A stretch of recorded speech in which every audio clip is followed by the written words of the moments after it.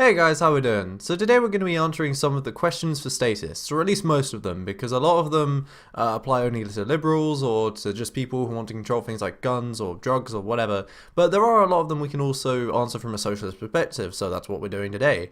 Also, this is probably the last time I'm going to be recording a video in this room because, well, I'm visiting home right now to pick up things like my mic and my webcam, and I've also moved into a new place on campus, and you can see all like the cool pictures of that on my Twitter if you're interested, but I'm out of that shitty hotel off campus now, so that's pretty good.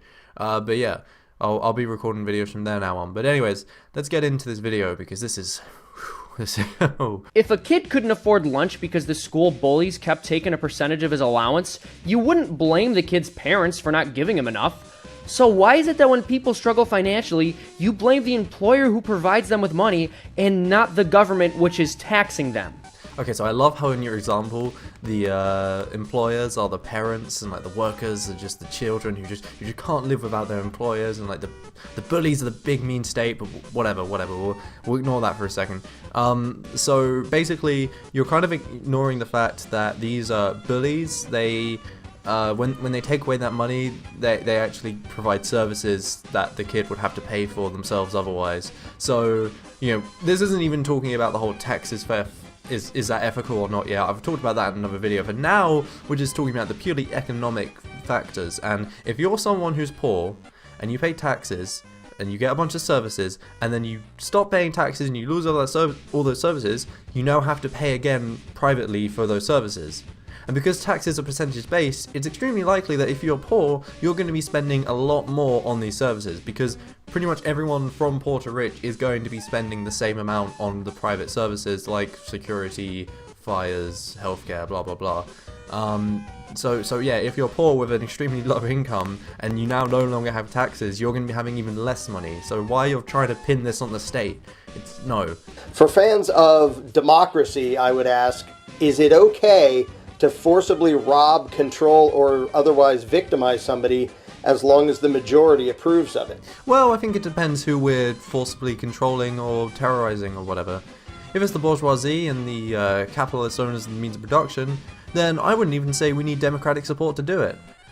Just do it anyway. You know, because obviously as socialists we believe that they're indirectly and sometimes directly literally destroying the human race.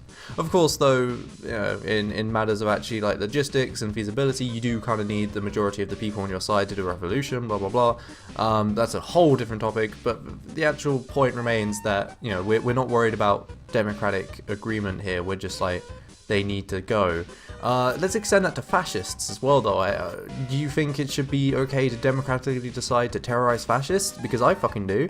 You really need to specify who it is that we're controlling and terrorizing through democratic or undemocratic means, because it does make a difference. If it is just some random guy off the street who's not hurting anyone, doing his own thing, but people for some reason decide to democratically attack him, then yeah, that's probably when we want to start putting some restrictions on democracy. But you see how it's more nuanced than that, right? We all know that every economic system has market failures. Capitalism, socialism, communism, whatever.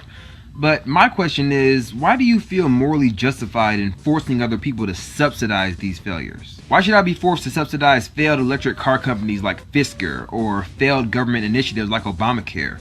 Shouldn't I have the right to decide what risk I want to take with my own money? Okay, so this is actually a really good example of what Zizek calls pure ideology. You're kind of assuming that capitalism is like the default ideology. It's not even its own separate ideology or alternative.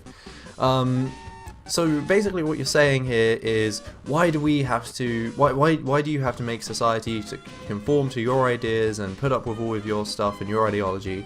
Why can't you just let people spend their money how they want, invest their money how they want, blah blah blah? Well, if you're living in a mode of production where it's an actual option for you to invest money and then possibly get a return on that money if it's a profit, then you have to expand this mode of production onto the whole of society. Therefore, you are effectively forcing the rest of society to live under this mode of production, so you actually have the option to invest things. So you see how capitalism isn't the default thing, right? It's still its own ideology you have to force people to live under. It's no different from others. You're not special.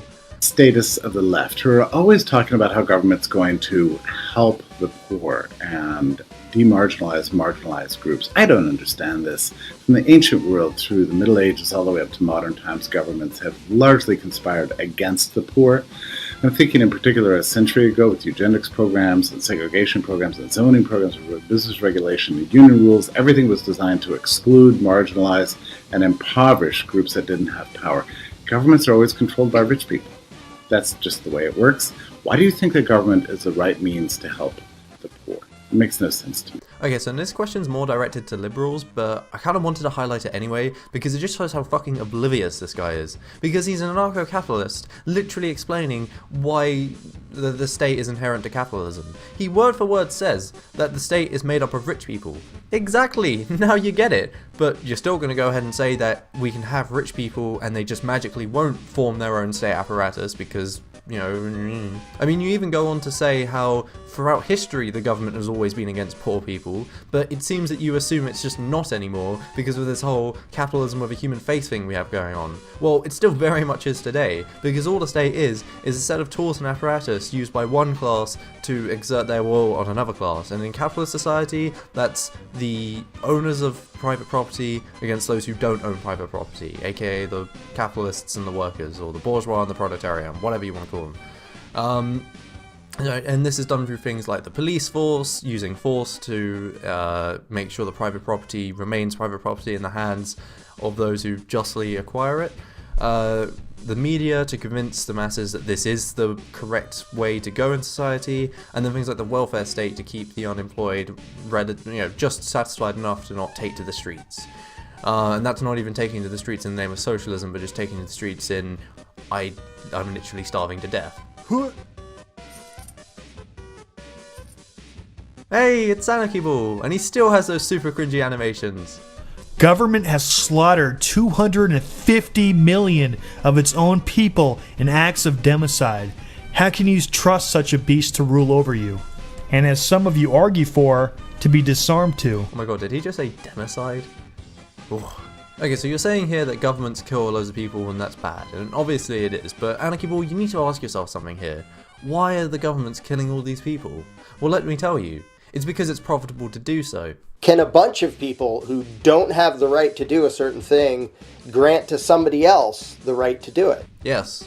Ignoring whether or not that's a good thing or not, yes. If people are so f***ing greedy and selfish that we need governments to steal from the rich and give to the poor and needy, then why do over 1.5 million charities exist globally, with $373 billion dollars being raised in 2015 alone? And that's not including the Clinton Foundation's money laundering operation. Alleged money laundering operation. We need to redistribute the wealth, my naked friend, because charities aren't doing their job in the first place. Are you seriously saying that because we have charities, all of life problems are solved and we don't need to pay attention to them anymore because other people will through voluntary means? I mean, if charities were actually working, charities wouldn't exist. We can't just treat the symptoms of poverty, but we need to solve the root problems and make poverty an impossibility in our society in the first place. If it's wrong for you to do a certain thing, can you, by voting, make it right for someone else to do the exact same thing? Yes. Ignoring whether or not that's a good thing or not, yes. If the competitive market ingenuity of capitalism can deliver us things like iPhones... But wait a minute, I thought that iPhones were created by corporatism. 3D printers, and private spaceships, why should services as important as justice, roads, and defense be monopolized by the state? But really, you can't just give a bunch of examples that weren't even fully from the private sector, like commercial spaceships travel. Well, that wasn't invented in the private sector. I think the government definitely had the head start on the space programs. And then, yeah, I'm calling the iPhones corporatism because, for anyone who doesn't know, Apple got a lot of like government subsidies and stuff, so technically it's not true free market capitalism or whatever you guys want to call it. But you can't get these innovations and then compare them to basic services such as like a police department, fire department, all that shit. And that are run by the government and say they would be just as better run by the private sector, because even if these things did come from the private sector completely on their own, you can't compare them. They're not the same things. Like commercial spaceship travel, come on, that's only intended for like 0.01% of the population. All the other stuff is intended for literally everybody. Like, come on. If people are innately good, what is the need for government? And if people are innately evil, what is to stop them using government to cause evil to one another? And would it not be better that their influence be limited to that which they can achieve voluntarily, rather than to give them the added benefit of legitimised force? People are neither innately good or bad. They're both subjective terms. Kill yourself. Seriously though, personally I would probably advocate for restrictions put on democracy when it comes to dealing with individual rights such as drug usage. And you may be wondering, oh, but what if people collectively decide to overturn these rules and do it anyway? Well, I would say to that, what happens if people collectively decide under an anarcho-capitalist society to overturn the NAP? You know, all laws only have as much power as we themselves give them. If being a democratically elected constitutional republic creates legitimate political authority, does that mean that all the things that were done by the democratically elected constitutional republics of the Soviet Union, Nazi Germany, and North Korea, all those things were legitimate and justified? Okay, well, first off, Nazi Germany was definitely not democratic. And although I feel like I'm going to get attacked by some tankies here for saying this, I don't really think the USSR and North Korea are really that democratic either. But that aside, your question kind of boils down to, is democracy always right kind of thing, yeah? Well, no, it's not. But the alternative to democracy is a dictatorship, either from a government or an employer. So which one do you want? If you've ever said there ought to be a law, or if you believe that government is the best solution to most of life's problems, I have one question for you. Are you prepared to kill? Every law, no matter how big or small it appears to be, is backed by violent force, and in many cases, death. So I genuinely think that this is the first time in human recorded history that an argument has genuinely managed to tick off every single logical fallacy in one sentence. Although, instead of going through every logical fallacy and explaining why this is a straw man or a loaded question or whatever, I'm just going to say, can't you apply that exact same logic to the NAP? How is me writing down I'm in charge and then getting 20 friends to sign it any different from the drafting of the Constitution? It's not any different. Assuming you do it in a region that isn't controlled by any sort of authority that hasn't been voted in by more than 20 people. How highly do you think of yourself that you think it's your right to impose your views on people you've never met and tell them it's good for them? Extremely highly. When an individual's moral conscience conflicts with the commands and rules of lawmakers and law enforcers, is an individual morally obligated to do what they believe to be wrong simply to obey the law?